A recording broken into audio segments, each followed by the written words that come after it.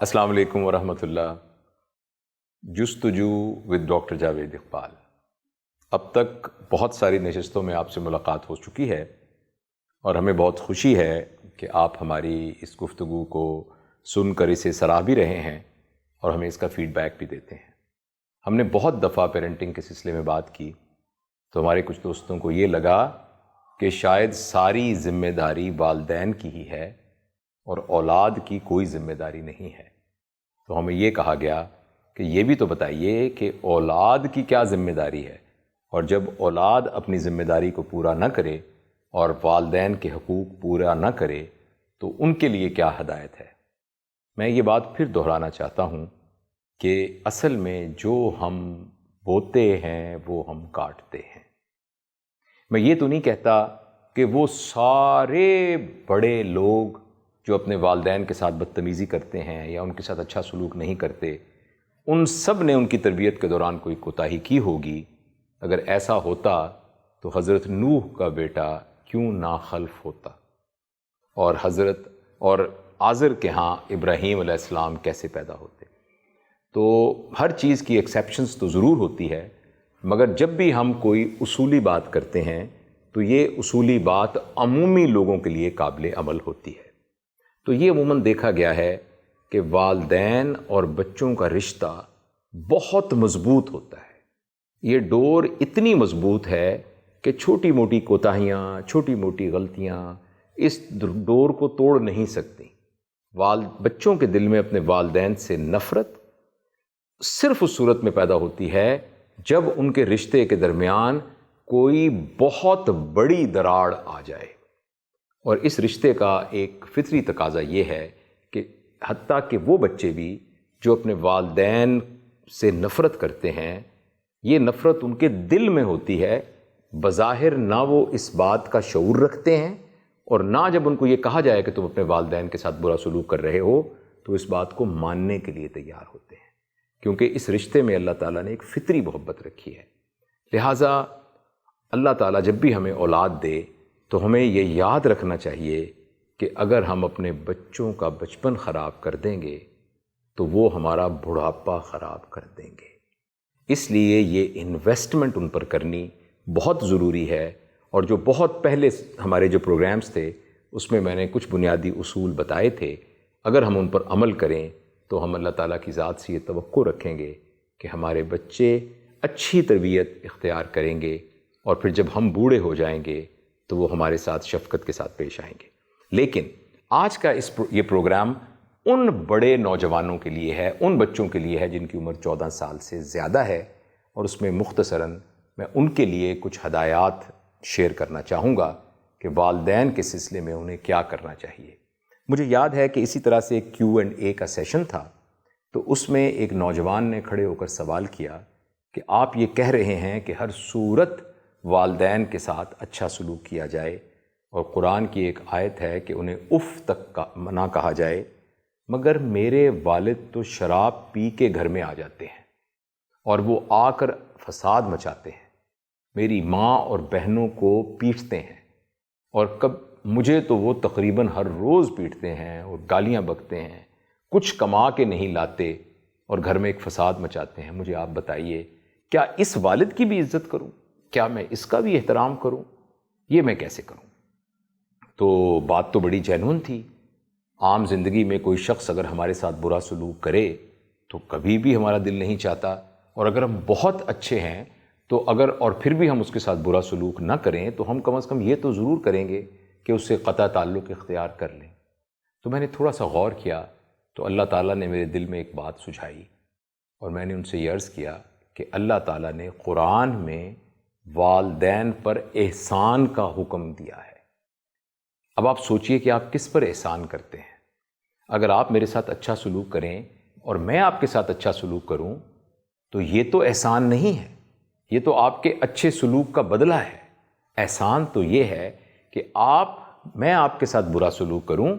مگر میرے اس برا سلوک کرنے کے باوجود آپ میرے ساتھ اچھا سلوک کریں تو اس کا نام احسان ہے۔ قرآن میں اللہ تعالیٰ نے اولاد کو والدین کے ساتھ انصاف کرنے کا حکم نہیں دیا، عدلے کا بدلہ دینے کا حکم نہیں دیا، بلکہ احسان کرنے کا حکم دیا ہے۔ یعنی آپ کے والدین ڈیزرو نہیں بھی کرتے پھر بھی ان کے ساتھ اچھا سلوک کیا جائے۔ تو بندہ سوچتا ہے کہ آخر میں ایسا کیوں کروں؟ تو قرآن کی ایک اور آیت میں ہی اس کا جواب ملتا ہے کہ حل جزاء الاحسان الا الاحسان، احسان کا بدلہ احسان کے علاوہ اور کیا ہو سکتا ہے؟ اب اس پہلے والی مثال میں وہ والدین ہیں، وہ تو اس اچھے سلوک کا بدلہ اچھے سلوک سے نہیں دے رہے، لیکن اللہ نے تو کہا ہے کہ احسان کا بدلہ تو احسان کے علاوہ کچھ اور نہیں ہو سکتا۔ تو اس میں یہ بات اشارتاً بتائی گئی ہے کہ جب آپ اپنے والدین کے ساتھ احسان کریں گے تو اس کے بدلے میں اللہ آپ کے ساتھ احسان کرے گا۔ لہٰذا اگر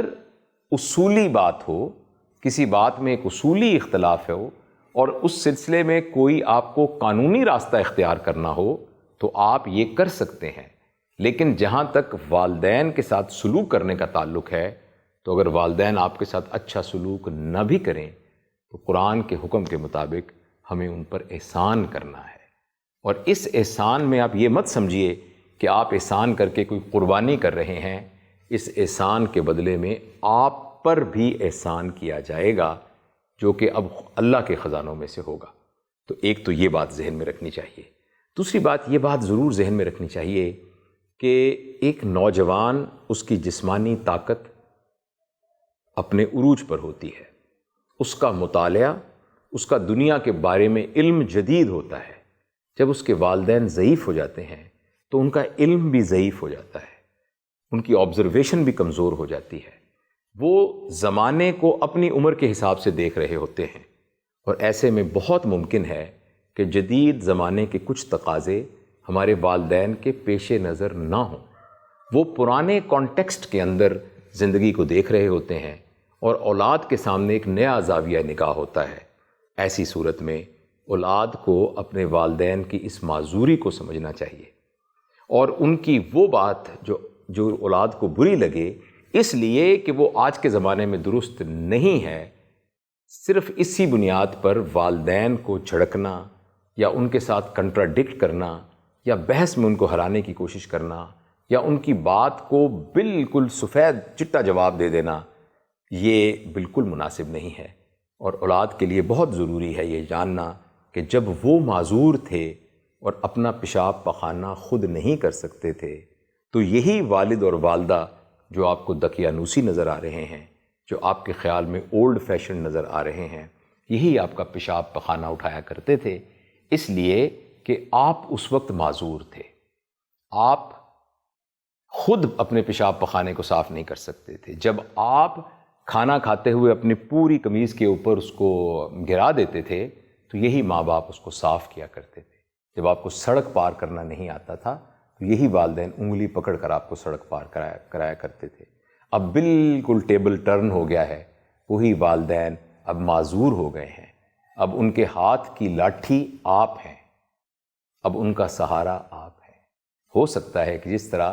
آپ بچپن میں پیشاب پخانے پہ کنٹرول نہیں رکھ سکتے تھے تو یہ والدین اس گیلے یعنی بستر بے خود سو جایا کرتے تھے اور آپ کو خشک بستر پہ سلایا کرتے تھے، ہو سکتا ہے اب اس کے بدلہ دینے کا وقت آ گیا ہو اور اس عمر میں آپ کے والدین اپنے پیشاب پخانے پہ کنٹرول نہ رکھ سکتے ہوں۔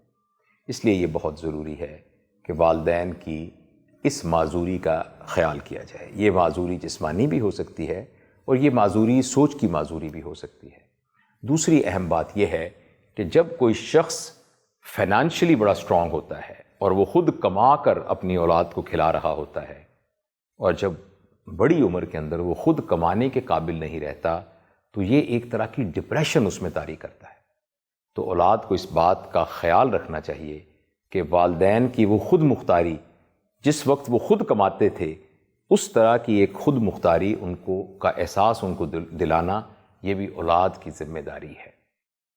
اور میں اب خود اس عمر میں ہوں